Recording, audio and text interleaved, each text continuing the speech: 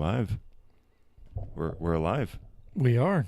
Yeah, man. What are you on, episode 3? Trace. Why not be Trace, season 2? Espanol today? Season dos episode Trace. There's your Spanglish. Quick plugs.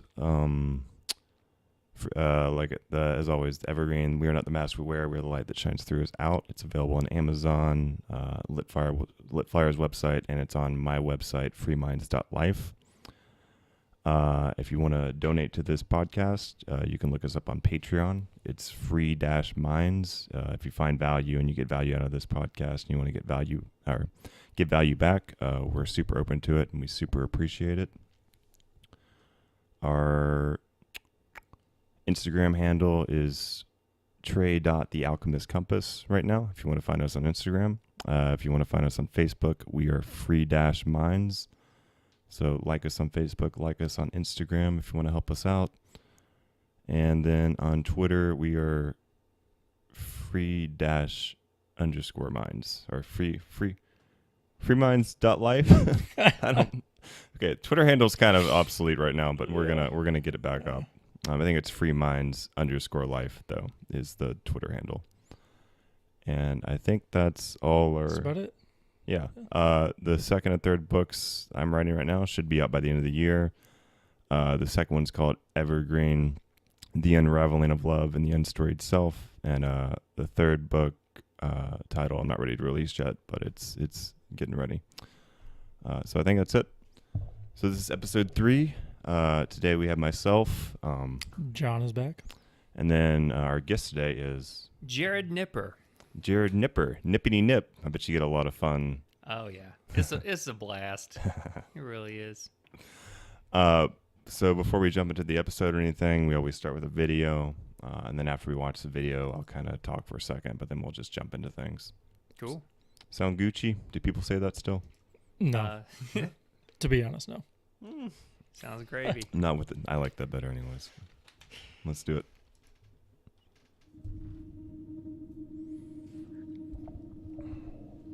Hey man, lately I've been in a funk. I feel like everything is slipping. I feel like I'm not where I should be. Like I'm not who I'm meant to be. I'm seeing all these other people getting ahead and I'm here feeling like I'm running without ever really moving forwards. I'm on this continuous conveyor belt, stuck in no man's land, stuck in limbo. And I'm tired.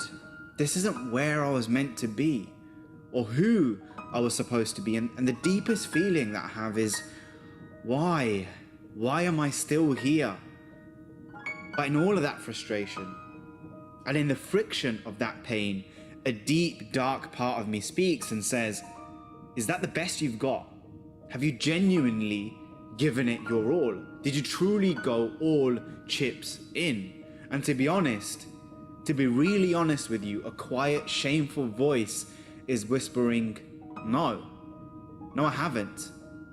Our society celebrates conquerors and shames surrender, but what if I told you surrender can actually be a powerful, empowering thing? What if by surrendering we actually find acceptance? And in that acceptance, we become the conquerors that we're seeking. Now, I'm not talking about giving up. Let me be clear. I'm talking about the kind of surrender that is about surrendering to the process, surrendering to the work, the art of being studious.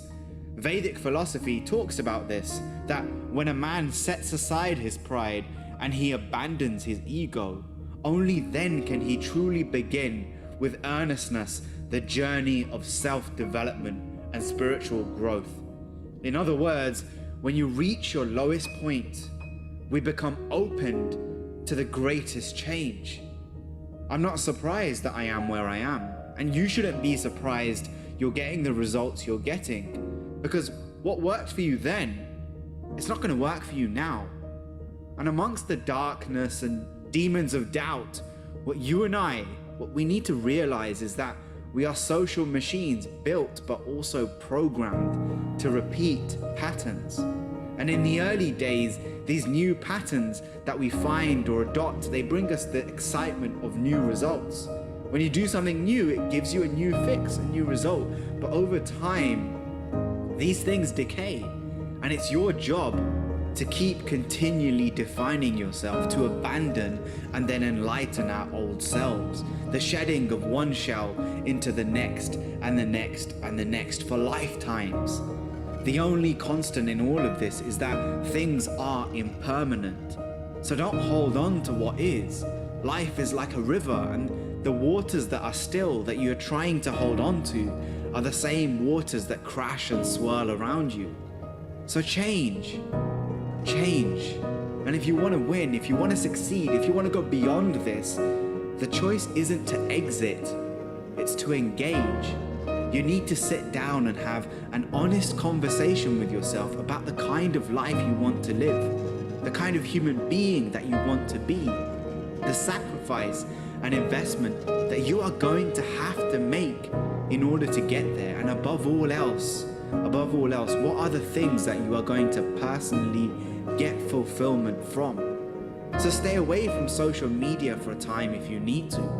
Focus on the goal, focus on the mission, focus on the vision. Don't chase things because you think it might mean that people rate you more. I want you to rate you more. I want you to do it for you and nobody else, because that's what real success is.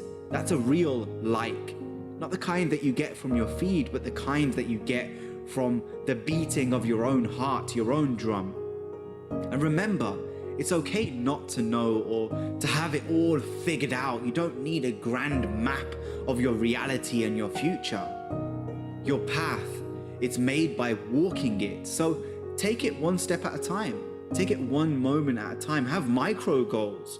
Sometimes in life you can't see the light at the end of the tunnel, but you just gotta keep moving forward, and I promise you, you will come to a better place. There's a lot in that video, but for me, you know, your path is made by walking it, and you know, I don't have immediate success or results from writing a book. I don't have immediate success or results from doing a podcast, and you know, the real like is the like that you give to yourself. And sometimes I forget that when I'm putting something out in the world, and I'm like, well, where's the validation? Where's the support that this was supposed to give me and validate me with?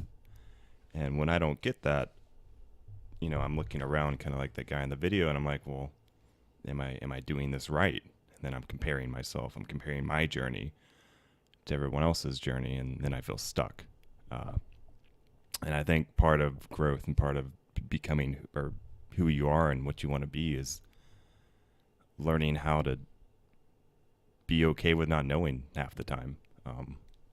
Because I don't know half the time. Even when I'm writing my books, like I'm writing and I'm hearing it and it's coming out and I'm like, that sounds good. And then I put it down and I go back and read it and I'm like, is that good? And then I'm like, well, who's defining if that's good? It's things like that. And then I found this video a few days ago and it really kind of touched me and it put things in perspective for me. Like, you know, the life we live is for us. We're living it for us. It's not really for anybody else.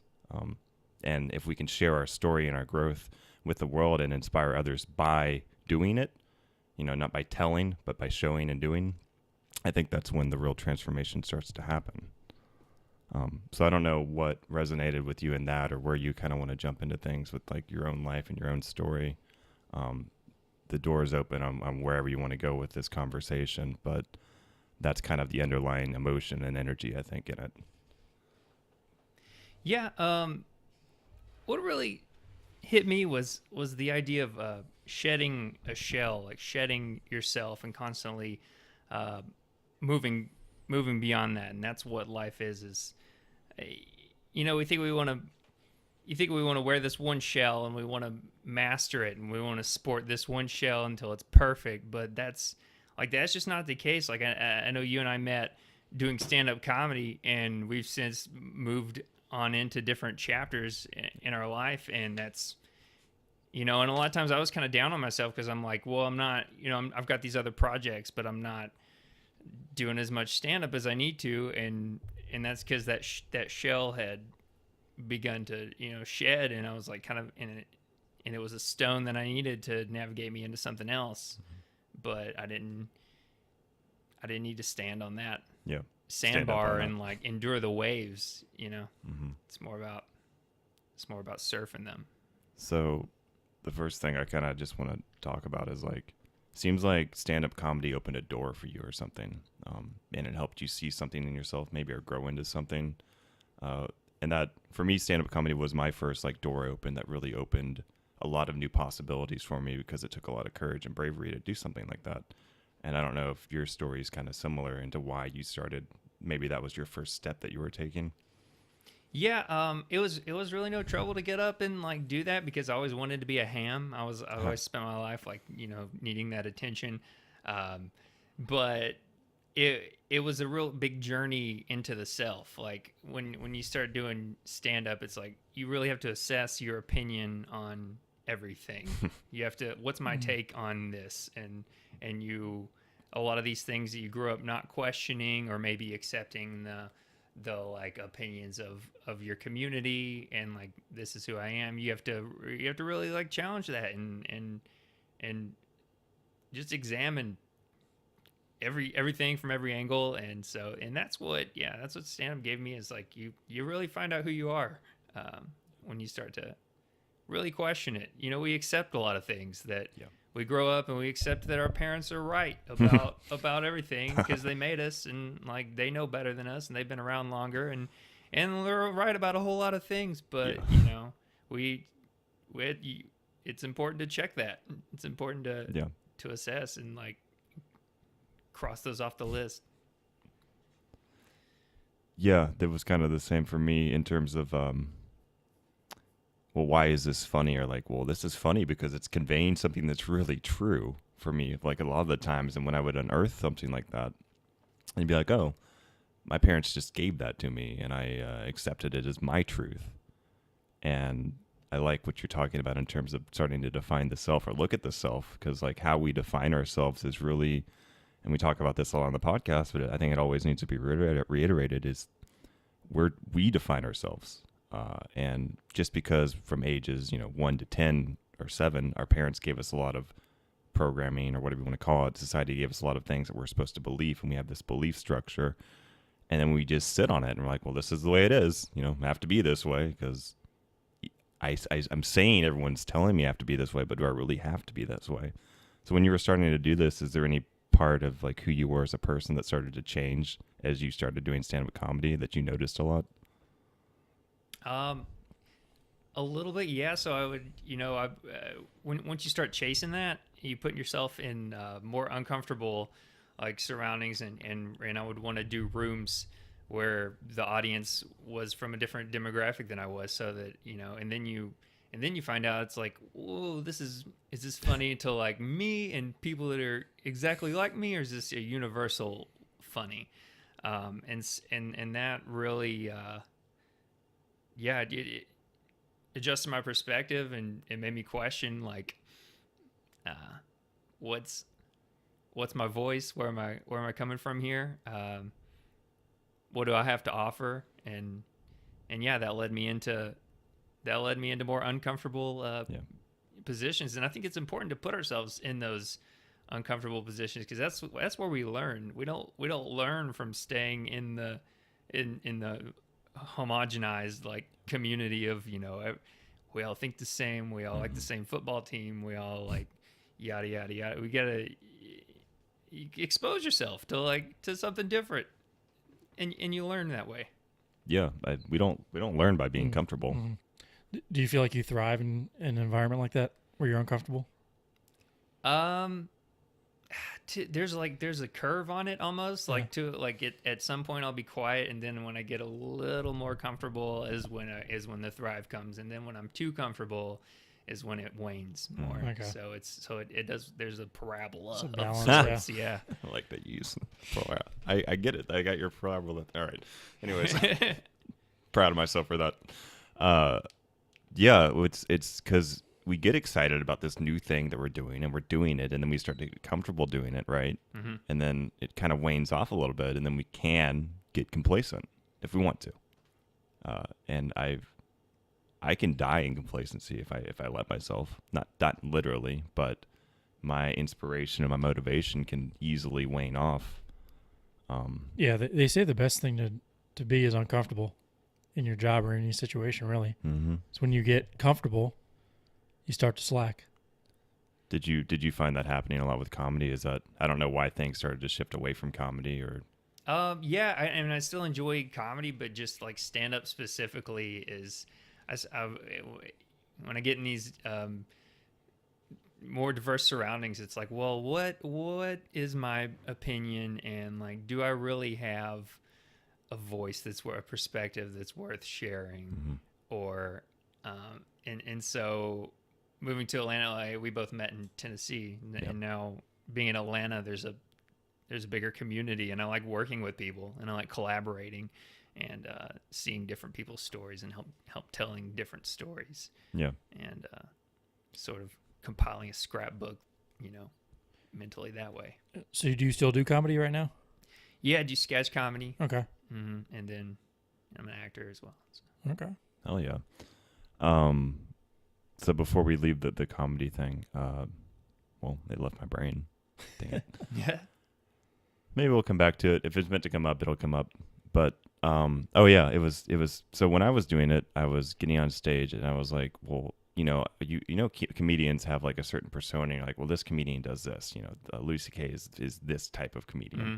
And like, for me, it was like, well, what box am I trying to put myself into? And that's, again, back to the self-discovery thing. It's like when you're trying to like define yourself as comedian, is that where you found a lot of the growth into like, well, who the fuck am I? Like, if I'm getting on this stage, like, do I have my identity?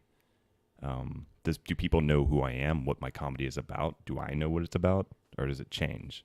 And you said that when you shifted to the uncomfortable situations, did you have to change the comedy? I mean, we kind of touched on it a little bit, or change who you wore to fit the mold. And did you like that? I wouldn't say change who I am. I just maybe let that go, and then just feel the resistance, and get the feedback. But you talk about defining yourself and what box we put ourselves in, and then that's real hard. A lot of times we're the last person that can really pinpoint what we are, because we live inside. We're inside that, and honestly, I would rely on the feedback from the audience. Like, what you tell me what I am, and then let me get in your shoes. And it really, taught a lot of like empathy, and like, and how can I hear this the way you're hearing this? So you wait for them to tell you, and it takes a lot of work to really like step outside yourself, because you gotta, you like get away from that ego of, and separate yourself from that, and just kind of look at the glow of you, rather than like try to shine that light as bright as you can. Right. The glow of you. I like that. Yeah. It's like we are in essence, Mm-hmm. We're not like very constricted box structure, and I don't know if that's like the feminine part of us, or like just the expressive part that just wants to come out, and just, I don't have to be any specific thing, like I can move and be whoever I want to be. And like, when I say like, well, I am a comedian, like, what does that do? Like, it's just a label, right? Oh yeah. Yeah.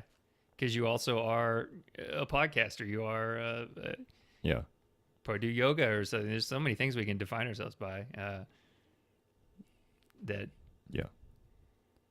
Have you? So how have you? I guess the question I'm trying to get at is like, oh, how have you come to define yourself now, and do we even have to define ourselves? Like, I think it's like more of like, this is kind of a weird way to say it, but I feel like it's more like an energy of who I am, as opposed to specific labels of who I am. It's a feeling. Does that make sense? And would you kind of define it that way, or how would you? Do you know what I'm asking? Does that make sense? Somewhat, yeah. And I think the labels come into play for others, like, so we can communicate what we are to somebody else. And it's like, well, like, it's a little different with comedy. There's not genres per se, but like with music, are you rock and roll? Are you classical? What are you? And that's so I can decide, am I going to like your glow? Am I going to dig what you're putting out? Necessarily. So the labels, it just means to communicate, really. And then it's tough, because then you develop this persona, and it's like, okay, the choices I'm making, or do they live inside these parameters that I've put up for myself? Right. You know, like, does Larry the Cable Guy want to wear sleeves sometimes? Like, probably, yeah. It gets cold out there, you know. But Right. so yeah, that's what's Did, tricky. did you always want to be a comedian actor? Yeah. Mhm. Okay. So like growing up, I'm from East Tennessee. It's like a suburb of a suburb, pretty much. So like, In Knoxville or? I'm from Chattanooga. Okay. So, well, I was born in Knoxville actually. Yeah. But I moved down to Chattanooga when I was 2, and like comedians and actors don't come from, that's not necessarily like the hub of show business. Yeah.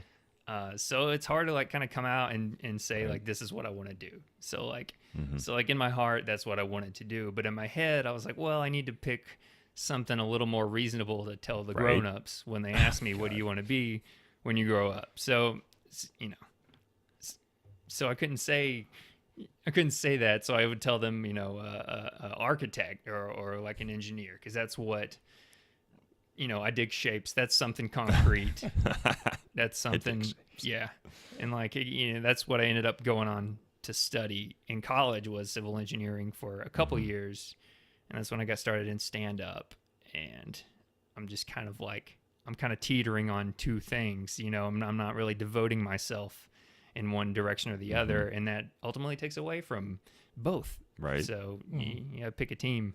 How did you, was there like a moment, or like, was it gradual when you decided I'm gonna pick team? I mean, obviously it changes as time grows, but like in college, as you have all these, you know, I have to appease the grown-ups, but this thing is speaking to my heart so much that I don't think I can live and not do it, you know? Was there a moment where that happened? Yeah, so I got 2 years of civil engineering under my belt and was doing pretty good. Like, Yeah. you know, not, you know, toot my own horn, but I was doing the mics at night, and it was like pretty exhausting. And there's this video I saw floating around YouTube of Jim Carrey giving a commencement speech, and he said that you know, it's out there. Look it up. If Yeah, you hear this. I think we might have played it on here once. Oh, right on, right on. It's so important because he articulated something that like I needed to hear, was like, you can fail at something you don't want to do, so you might as well fail at what you do want to do. And he was talking about his father being a accountant or something to put food on the table, and he was also a real funny guy. And I was like, wow, like, yeah, like there's no guarantee that being an engineer is gonna work out. Like, I could get laid off from that too. And then not only would I have the regret of not having, you know, and the what ifs of not pursuing comedy, but then the struggle on top of that of having to grasp at something that my heart's not in. Right. So I would say hearing that really was a moment of illumination for me. Dude, Jim's the guy that got me too. Oh, no way. Yeah. I started writing my book after I watched some video with him and Alan Watts. Okay. but- Oh man, he's just yes. Yeah, sometimes I stop and I like start wondering, like, how many lives has Jim Carrey changed just by like speaking those kind of words to people, you know? And then that comes back to us, and how many lives could we help just by living through what he said, you know? Don't choose. A lot of people live through fear disguised to practicality, I think is what he said. Okay. Does that make sense though? Like, you know, you take the practical route, and I'm not living in fear, you know, but in a way we kind of are when we take that practical route. And it sounds like that video sent you that message of, if I can fail at anything, why not fail doing the thing I want to do? So that's what. Yeah, and it's like I was making my decisions based on external factors, based on how my community responds to this, rather than like internally and what do I want to do. So like I used to talk about on stage, like when I tell a grown up, you know, when I tell an older person that I'm an engineer, you know, aspiring engineer, they're like, wow, you know, like introduce me to their daughter, and like, you know, you guys should hit it off. But you can't tell somebody that you want to be a comedian, because then they're like, oh, at least not in East Tennessee, you know, the Right. suburb of the suburb that I'm from, you know, because then they're like, oh, okay, well, like, what's your real job? Like, Right. that just doesn't get rewarded. So it stifles that, like that light that, you know, that It is a light. creativity. Yeah. It's like, yeah, it dims it for sure, but it's a wind on the candle. Yeah. How did your parents and friends and family react to you starting to do comedy a lot? They were super supportive. I was real lucky of, the initially, so before I got into engineering in college, I just on a whim enrolled as a theater major. And my dad was like, "Oh, okay, no, like we're gonna have to fix it. That's cute, but that's a fun hobby, but as time went on and then I went through school and did well at that, and then made the decision to I'm gonna completely put all my resources in this one basket. They were supportive. They saw that that's what made me happy, and didn't want me to live with that sort of regret of having not chased that. So yeah, they're supportive for sure. When you made the actual decision of this is what I'm going to do, at least, in that time period, did you feel like you get a lot more energy and resourcefulness or something? Because when you're standing in two places at once, I feel like we can't, and we're not fully committed, mentally, then we don't have, we get exhausted very easily. Did you notice that kind of change, or was it ever a problem? Yeah, like you said, trying to be two places at once really takes a lot out of you. So it's hard to say where that energy came from. You're definitely there's more clout in the community having being fully committed to this. If you're a dentist doing open mics in the night, it's okay, well, sure, yeah, whatever. You're allowed to. Yeah, but it's if you're you're fully committed to that, then then their peers give you an energy, but inside, yeah, I would say the happiness that it brought, having realized that and flip that switch to travel in that direction, I can eat on that. I can fill up on that for sure. I really do think it is a switch. We and sometimes I'm do I really want to and it's you have to fully commit. You have to mentally say, this is what I'm going to do, and know it. And I don't know if on your journey you've been this is what I'm going to do. And then it changes obviously over time. So, was it when you got to Atlanta that you decided I want to kind of manipulate from just being a stand-up comedian to something else? Was your heart saying we can do more with this, or how did you kind of start to make that transition? Yeah, a little bit. There's more opportunities for collaboration in a with the population being bigger and more people committed to that dream. So I did reach out, and then I just continued doing what I felt like doing, so if I would dread going to an open mic, but I enjoyed going to improv class, I'd just go to improv class, and right. You just got to do makes you happy in the moment, and that's the process of shedding that shell that the video was talking about. It's right. Don't be so hard on yourself. Don't hold yourself to stay in this one thing, because it may just be a thing that led you to the next chapter, to the next point. So yeah, to answer your question, getting down here, just I declared a major, and now I'm finding what the minor is, right, and finding what electives I want to take. It's a good way to think about it. That's a really good analogy. As far as improv goes, I've heard, you know what intuition is, or just I feel like that when it's I don't even know if you would even need to do meditation. If you can do improv, that means you're very good at being fully present, because oh yes, it's improvising is such an exercise in listening and responding, and your intuition, and being able to trust your intuition, and that carries over to acting. It's and helping make character choices, because and the thing is, your instinct is correct. It's they tell you when you're taking a test in grade school, it's don't spend 20 minutes on a question when your gut told you it's A. Just go with A, because it's probably right, or it is right most of the time. So so trusting your instincts is important, like not just with comedy, but with everything, with every choice, with relationships. If Because go you with your- know. yeah, before your gut knows way before your head has time to work the problems out on the board to tell you that like trust your instinct is as a big takeaway. Did but before you did improv, were you already pretty good at trusting yourself and like this is good, I can feel it? Or when you started doing improv, is that where the development happened? Does that make sense? It can be both. Yeah. Yeah, a little bit of both.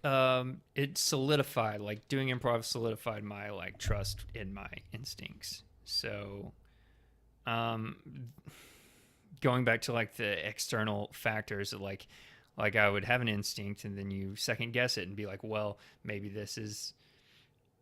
What if people think I'm stupid? What if this looks ridiculous? And it probably does, and that's a good thing because like only you have that ridiculousness, and it would be a shame for you to not share it with everybody else. So yeah, it you got me out of my head in a way of just like trust yourself, like yes, this is right, and we don't have to go through that process of guessing whether or not it's right every time. Yeah, it's a lot of people like ask me like, well, how do you use intuition? I'm like, well, I think you just have to be present. And as you did improv, I'm sure you did it kind of transfer over to the rest of your life, because I think it probably does. It's like you lift weights to build a muscle, and you're building that muscle, right?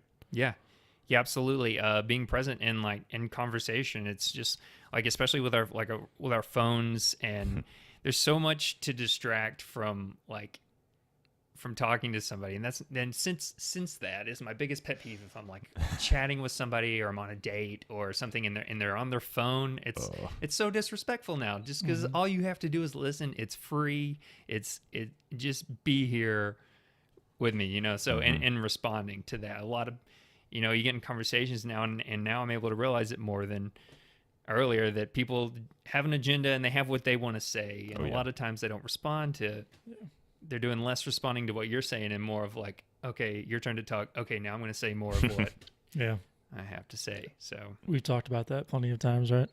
Yeah, it's been a constant theme on this podcast. And you can tell when somebody's like actually listening, or when they're like, I got everything ready to say here. Whenever you're done talking, it's just going to come out. And when you hear them start talking, you're like, oh, okay, you didn't hear a word I said. That's great. Okay. Yeah, and it totally changes the way people feel. Like you feel so much better when you're listened to, So, and it's key, and it's important to communicate. Like you need to listen. That's half of communicating. Right. We talked about this in another podcast, but I've been reading this book about like nonviolent communication, and it's just like everybody has a need that they want to be met in each moment, and like, we just need to understand what those needs are. Like, I have a need to be heard is what the need is most of the time. I just want somebody to hear what I'm saying and to understand me. And I think you can have a conversation sometimes just by listening to a person and understanding them. And if they're actually heard, they will know. Because you will be able to reiterate to them. And that goes to relationships. It goes to podcasts. It goes to anywhere you are in life in terms of just being able to communicate. I think would fix so much stuff in this world that we have going on right now, Yeah, absolutely. And a lot of times just being heard solves if there's a problem at stake, it's like you don't have to have this, Confucius like comeback of like, here, these words are going to solve all your problems. Like just being heard and like getting the words out of your head into the ether and having, it makes your problem so much smaller and like more manageable. And you can do the same for somebody else just by listening. How is it going back to family now? Are they're still really supportive of everything? And like when you talk to them, can you tell if they're listening to you or if they have an agenda? Because with my parents, sometimes I'm like, okay, they have an agenda right now.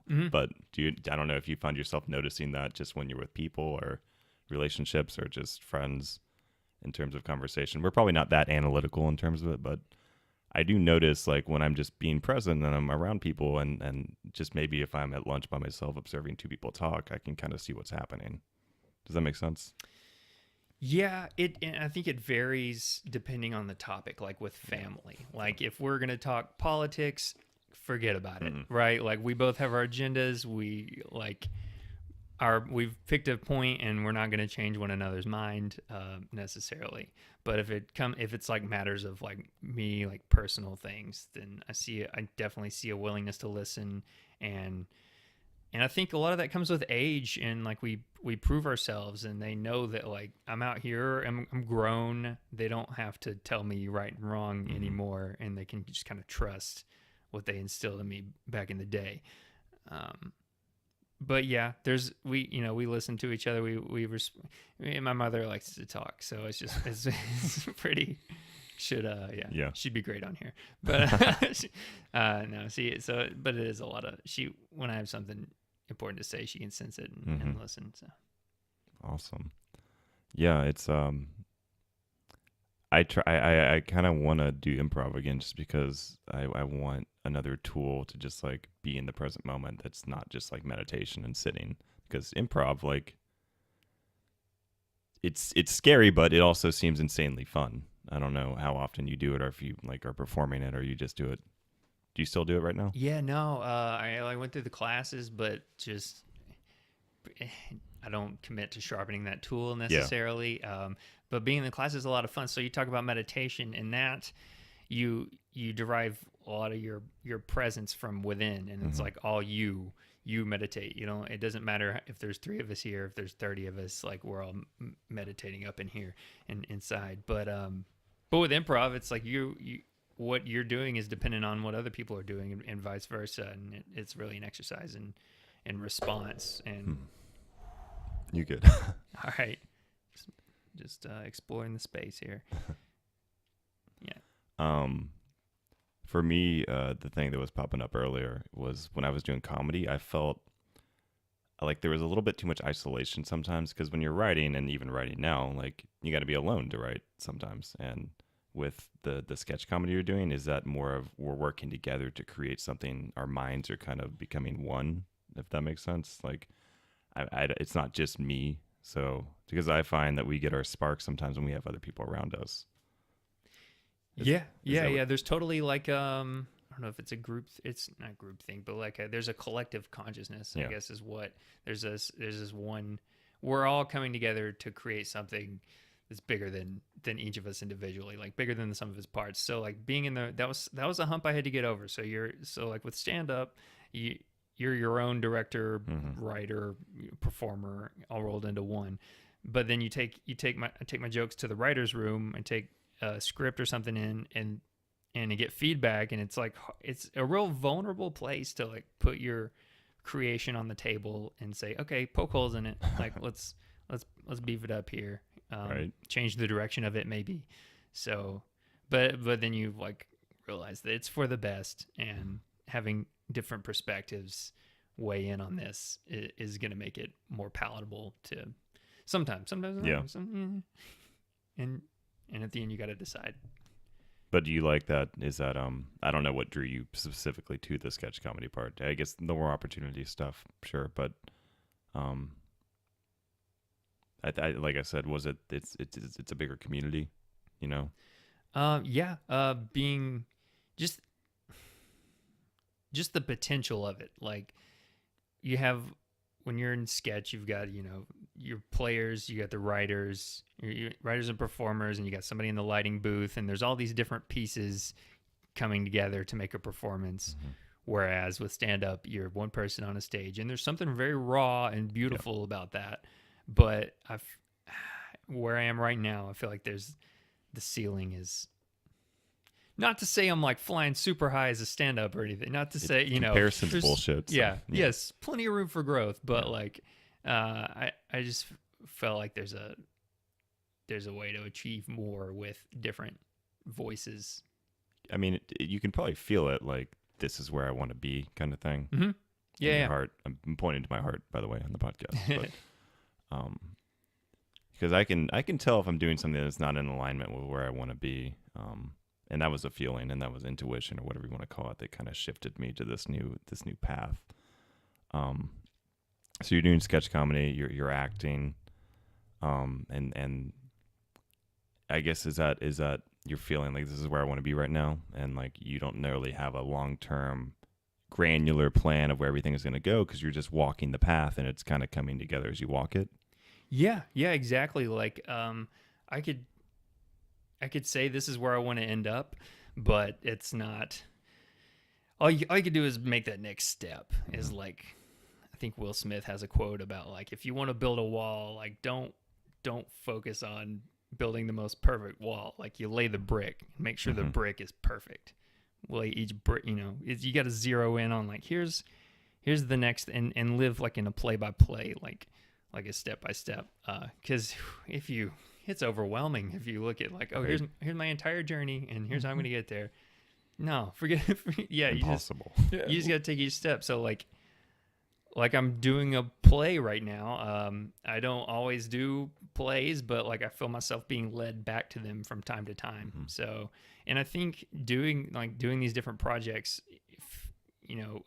informs the other. So like as doing the improv made me better at sketch, or doing, writing sketch would make me a better, like joke writer. They're tools, it sounds like. Yeah, totally. And I like having different tools in my belt and not being just like really good at the hammer, but nothing else. Like I want to have an array of things to choose from. So you're truly living in the present. Sorry, what? You're truly living. Yeah. You're truly living in the present. I mean, it's. Yes, as I'm knocking all the equipment around. It's not that yeah, I guess. I guess so. I mean, it's hard to. I was just saying, not worrying about the future. Oh no, I'm totally worrying about the future too. Okay. Yeah. There's always on board with future worrying. Yeah, and like, yeah, it's just I don't want to. It's very hard with the arts, right? Because there's no guarantee, and you're always proving yourself, and like it seems like if I would have stayed in school for engineering, I would have a job and I would know where I'm clogging in day to day. Do those thoughts happen a lot, or is it? Oh yeah, buddy, I applied to Kennesaw State. Like I'm still thinking about going back to school just for a different day job. I'm always doubting myself. Okay. Always. But do you think that's almost a good thing though? Yeah, I think it's important to bring that fact to the table because people think if they're doubting themselves, then everything is lost. And I think that's just normal humanness, right? Yeah. It's normal to doubt yourself. Yeah, absolutely. And I would almost say that if I wasn't doubting myself, I'd be headed down the wrong path because you're not like constantly assessing, are these decisions the correct ones? That's important to do. That's, weigh all the factors at all times and be like, is this the right next step to take? Yeah, I think if we are not doubting ourselves and we're not like logically questioning, but just, I mean, it comes up, and I think it comes up because otherwise our ego, whatever you want to call it, can kind of take too much control, and it's like, I'm always right. If we're in that position of I'm always right, I'm always doing the right thing, then it's inauthentic, I think. And it keeps us authentic, not to doubt ourselves, but to at least like kind of surrender, like the video in the beginning said, to just the process. And like, yeah, maybe I might apply to Kennesaw State or whatever. I might do it, but at the end of the day, I think you seem like you're going to stay on your path because you're pretty committed to it, and maybe you do a side thing at Kennesaw, whatever. It doesn't. It's not defeat though, if that happened, right? Right. Yeah. And it's in like, I would say both halves of your brain itch. There's this, I'm scratching the creative side right now, but I also want to know that I can do something practical and like concrete. So it's, balance is real important, and to just not zero in on one thing in particular, but to alternate and to focus on. You're exercising both hemispheres. Like it's, life really is about balance, I think, in terms of, and we've talked about how, I think we've done a video on right and left brain, like how like creativity and consciousness, whatever you want to call it, kind of come into the right brain, and it's all this expressiveness, but there's no funnel of direction for it to go into. And the left brain gives it the structure for that creativity to flow into and create something. Is that a good analogy? Like, if we were just constantly creative and like had all these crazy ideas floating around in our head, but we had no left brain to be like, okay, I'm going to do this one, then we could never create anything.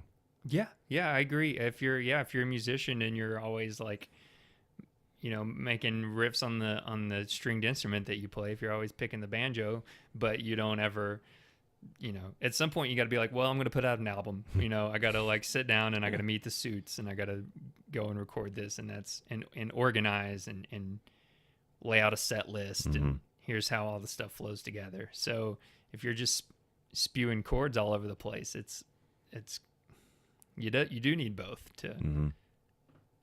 to really be a complete Have you noticed musician. that? I mean, have you noticed like just like when you're even writing like a sketch, like you probably have a lot of ideas floating in your head, right? Like how do you go about? There's probably not no how to it, but like what I don't know. What would be your advice to people that are like, I'm having trouble getting all these ideas down onto the paper in a structured format that's going to make sense to an audience or whatever. And that's just the analogy we have right now, but that can apply to music or anything, writing books, whatever it is. Yeah. I would say do it like they say writing is rewriting. So, and I'm sure you experience this with your book, but it's like you have ideas of like I think this could be. You have these different thoughts floating around, but maybe they're not linear inside your head. So it's you got to just kind of barf them out on the paper, right? And then trim it up, and that's where the logic part of your brain comes in. Is like, okay, well here's a sequence that's going to be palatable for others, and so yeah, just do it. Like in the words of Shia LaBeouf, just do it. Like, yeah, get it out there, because your brain's also telling you that like this isn't good enough or this, and until you get it out there, no, it's not, because it's not existent. So yeah, if it doesn't exist, then yeah, it's not good enough because it's not there. Because it's not. Yes. So whatever it is, whatever, especially if you're a creator, just if you're creating, get it out there, and then tweak it, and then tighten the screws. Because I had a big problem of like there were years before starting stand-up comedy that I was like, well, I would write jokes, but I'm like, I'm not going to tell these on stage because they're not perfect. They're not. Right. There's not some big message like there is with these 1 hour specials that I'm watching. And it's like, oh, that's not. Nobody starts there. Like No. So. Where did you get your inspiration from when you first started comedy or acting? We mentioned Jim Carrey. Yeah. He was big. I like Jim Carrey. Also like Bill Hicks as far as stand-up goes. That was and I've since like mellowed out a little bit, but something with a message. Some George Carlin. As far as stand-up goes, I'm a big Steve Martin fan. We're in the middle of 2 Steve Martin plays right now. Oh yeah, productions. Yeah. So yeah, that's been a lot of fun to really like play inside his head. that actually kind of leads into a question I wanted to ask earlier. Like when you're acting, you're kind of putting down your Jared Nipper mask, right? Yeah. And you get to become this other thing. Like, what is that like? What is that experience like? Oh, it's such a relief. Like, it's a vacation, really. I think performing a different role is a vacation, because you can, for the period of rehearsal and during the run, you put down your mask. I take off Jared Nipper and I put on who I'm playing now. It's like the son or the young man, and my choices are dependent upon my instinct of what is. So it's still me coming into it. You like we're talking about your intuition and your instinct, and you're still relying on that, but without the pressure of like, oh, it's not me saying these words. These are not my thoughts. Don't hate Jared Nipper for that. It's completely the character. So that's why I go back. I love generating content, but I also do plays because it's a vacation. Yeah. It's a break. That's cool. So. Yeah, it's Jim Carrey talked about that very thing. He was like, have you've seen Man on the Moon with Jim Carrey? When he said when he did that role, like he went balls deep, whatever you want to call it, into the character. Like he was not Jim Carrey anymore for like the entire filming of the production. He was that character. You're talking about that documentary that's Jim and Andy. Mm-hmm. Yeah. And he's like, when I came back, I was like, do I really have to be Jim Carrey anymore? And it's when I saw that, then I was like, well, what even defines Trey Jackson? And I don't know if you've had those kind of questions. What even define? And we've talked about it the whole podcast, but acting is kind of like, you can call it a great escape, but it just kind of, I think it shows how flimsy the characters that we already have kind of are, because we can change them to be anything if we with it, because it's habits, right? Yes. Who we are is a conglomeration of habits, right? Yeah, habits and decisions, and and when you slide into different characters, it helps you relate to other people, because we say this is me and I'm like this, and this is that person and they're like that, and there's a little bit of each of those living within. We're all made up of the same Right. stuff, so we all share. We can all relate to one another if we try, if we want to. Yeah.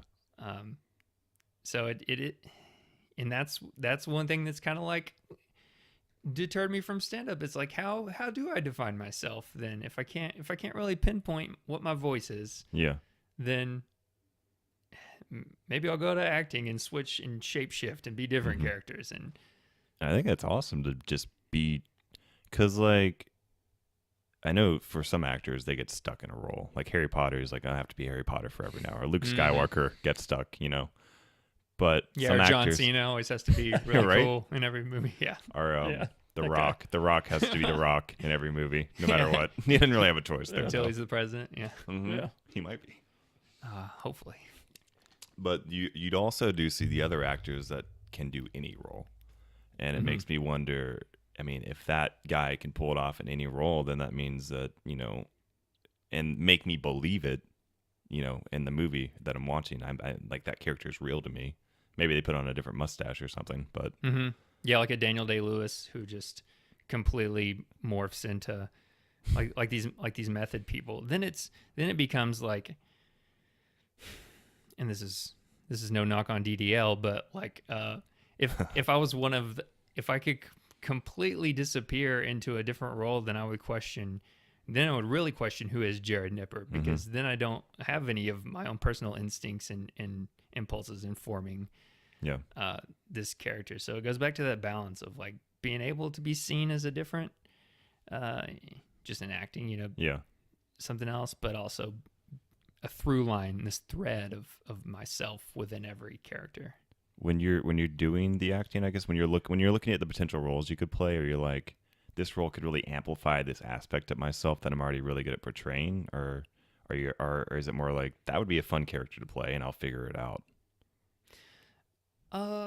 Well, if that would be a fun character to play, then in some way it is kind of amplifying like a part of me. There's something that it ignites within me. But yeah, like if you go to talk to an agent, they'll be like, okay, what roles do you see yourself in? So you're already drawing a box for that too. So I do. So about a year ago, there was a stage production of One Flew Over the Cuckoo's Nest, and I was an audition for that. I was just like, I just want to tell this story. Like, I just want to be like, I'll be one of the loonies in the cast of, And then I got the lead, R.P. McMurphy. And I was like, whoa! Like, I didn't think I had it in me. And so, but you had to reach in there and like find it within you. So really a little bit of both. Like, I look for like, is this story something that speaks to me, and trust the casting and that the way they see me. We talk about the way others see us versus the way we see ourselves, so that I trust that I'm getting guided in the right direction. And then if I get cast as something, then somebody else was able to see it in me, so it should be in there. Yeah. What was that like to not think you could even remotely get that role and then get it? Like, oh man, it was a dream. That was like probably the most fun I've had on stage, is playing that role, because once I did get it, it dropped all these inhibitions, or these like the naysaying voice in my head, and then I was really able to breathe and like flex and stretch, and it brought me out of my element in a lot of ways. Was that kind of like a tipping point for you? I did get the bug. I did less stand up at that point, and ended up doing another stage production. But yeah, I would say let me know that I could reach out and do different things. And Right. It destroyed some limitations, it seems like. yeah, help me shed one of those shells. Absolutely. Yeah, I think a lot of this life that we're living is really about, and it's different for everyone, but at the end of the day, we're all human. You know, we all grew up with some kind of gremlins in our head saying that we can't do a specific thing. And I don't know if it's about overcoming them or just coming to terms with them, or just, it seems like just doing it is always the answer that we've gotten on every podcast, in terms of, this is what my spirit, my heart, whatever you want to call it, my soul is yearning to do.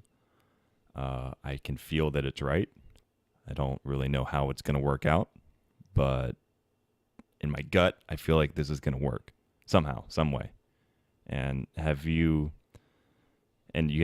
said you don't really have like a long-term plan or goal, and like it's up in the air, and like we're always self-doubting, but in your heart, can you kind of feel like this is probably going to work out somehow for the best?